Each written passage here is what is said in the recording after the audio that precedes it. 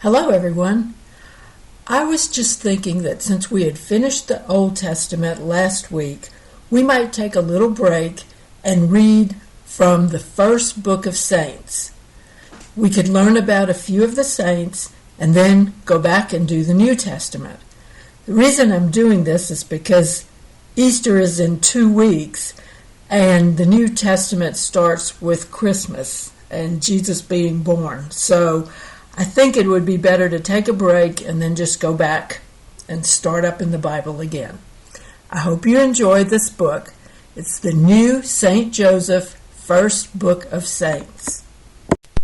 This is the introduction to the book. In the New Testament, St. Paul spoke of the Christians as saints, Colossians chapter 1, verse 2. But early the name was restricted to persons who were eminent for holiness.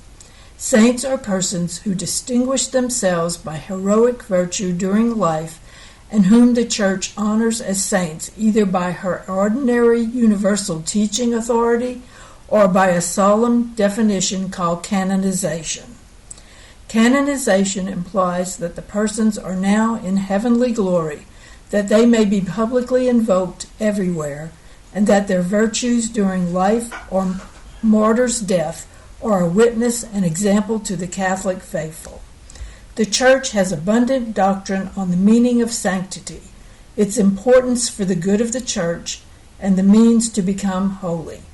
It offers the example and advice of those who in their own lives have reached a high degree of sanctity. The Church says, "Here are models for you to imitate. If you do what they did, according to your ability, and listen to their counsel, you can achieve what they achieved."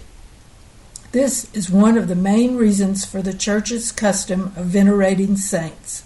They are not only intercessors in heaven, but also examples of virtue for the faithful on earth.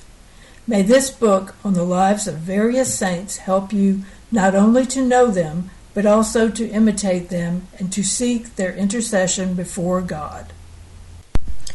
Our Lady, Queen of All Saints.